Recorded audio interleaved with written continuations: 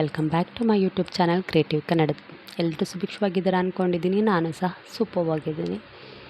ಯಾರಿನ್ನೂ ನನ್ನ ಚಾನಲ್ಗೆ ಸಬ್ಸ್ಕ್ರೈಬ್ ಮಾಡ್ಕೊಂಡಿಲ್ಲ, ಬೇಗ ಸಬ್ಸ್ಕ್ರೈಬ್ ಮಾಡ್ಕೊಳ್ಳಿ. ಹಾಗೆ ಬೆಲ್ ಐಕಾನ್ನ ಕ್ಲಿಕ್ ಮಾಡೋದನ್ನು ಮರಿಬೇಡಿ. ನಾನು ಈ ವಿಡಿಯೋದಲ್ಲಿ ನಿಮಗೆ ಒಂದು ಅದ್ಭುತವಾದ ಮಾಹಿತಿಯನ್ನು ಕೊಡೋದಕ್ಕೆ ಬಂದಿದ್ದೀನಿ. ಹಾಗೆ ಇಲ್ಲಿಗೆ ಯಾಕೆ ಹೋಗಿದ್ವಿ ಅನ್ನೋ ಉದ್ದೇಶವನ್ನು ನಾನು ನಿಮಗೆ ಹೇಳೋದಕ್ಕೆ ಇಷ್ಟಪಡ್ತೀನಿ. ನಾನು ಹಾಗೆ ನಮ್ಮ ಫ್ಯಾಮಿಲಿ ಈ ದೇವಸ್ಥಾನಕ್ಕೆ ಭೇಟಿ ಕೊಟ್ಟಿದ್ದ ಉದ್ದೇಶ ಇಷ್ಟೇ.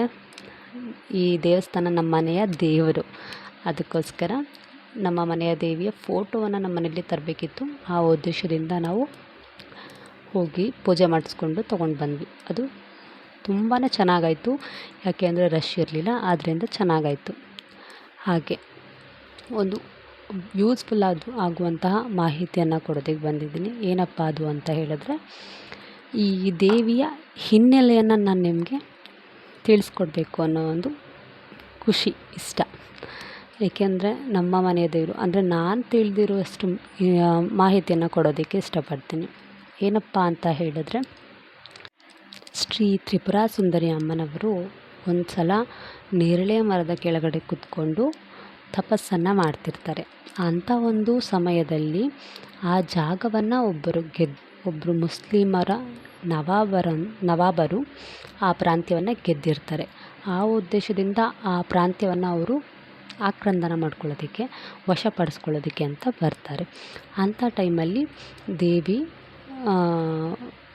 ತಪಸ್ಸಿನಿಂದ ಇದ್ದು, ನಾನು ಈ ಪ್ರಾಂತ್ಯದಲ್ಲಿ ನೆಲೆಸಬೇಕು ಅಂತ ಇಚ್ಛೆ ಪಟ್ಟಿದ್ದೀನಿ, ದಯವಿಟ್ಟು ನೀವು ಮುಂದೆ ಜಾಗ ನೋಡ್ಕೊಳ್ಳಿ, ಮುಂದೆ ಬೇರೆ ಪ್ರಾಂತ್ಯ ನೋಡ್ಕೊಳ್ಳಿ ಅಂತ ಹೇಳ್ತಾರೆ. ಆವಾಗ ನಾನು ಮೂರ್ಖನ ಥರ ಕಾಣ್ತೀನ ನಿನಗೆ, ನಾನು ಯಾವುದೇ ಕಾರಣಕ್ಕೂ ನಾನು ಈ ಜಾಗ ಬಿಟ್ಟು ಹೋಗೋದಿಲ್ಲ, ನೀನು ಯಾವ ದೇವಿ ಅಂತಲೂ ನನಗೆ ಅನ್ನಿಸ್ತಿಲ್ಲ ಅಂತ ಹೇಳಿದಾಗ, ದೇವಿಯವರು ನಾನು ನಿನಗೆ ಹೇಗೆ ನಿರೂಪಿಸಲಿ ನಾನು ದೇವಿ ಅಂತ ಕೇಳಿದಾಗ ನವಾಬರೊಬ್ಬರು ಹೇಳ್ತಾರೆ,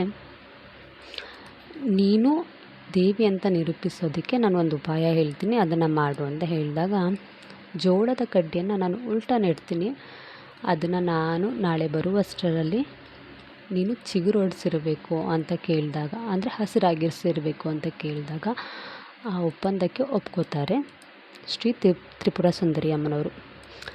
ಆವಾಗ ನೆಟ್ಬಿಟ್ಟು ಹೋಗ್ತಾರೆ. ಅದನ್ನು ನಾಳೆಗೆ ಬಂದು ನೋಡ್ತಾರೆ,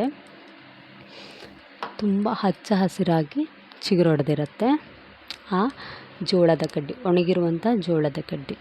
ಅದನ್ನು ನೋಡಿ ನವಾಬರು ಹೇಳ್ತಾರೆ, ಹೌದು, ನಿನ್ನಲ್ಲಿ ತುಂಬ ಶಕ್ತಿ ಇದೆ, ನೀನು ಶಕ್ತಿ ದೇವತೆ ಅಂತ ಹೇಳಿದಾಗ,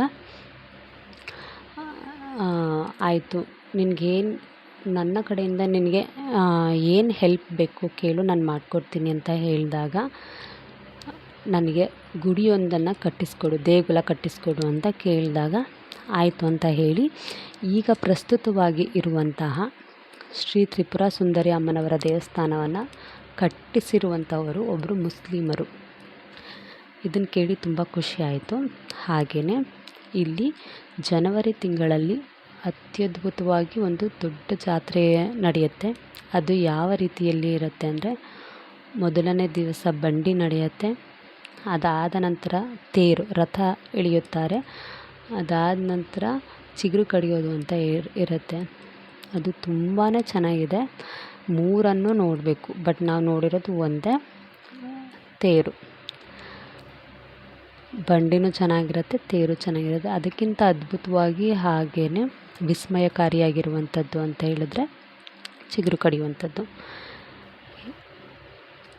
ಹಿಂದಿನ ದಿವಸ ನೇರಳೆ ಮರದ ಒಂದು ಕಾಂಡವನ್ನು ಕಟ್ ಮಾಡ್ತಾರೆ, ಅದನ್ನು ನಾಳೆ ಬಂದು ನೋಡುವಷ್ಟರಲ್ಲಿ ಚಿಗುರಿರುತ್ತೆ.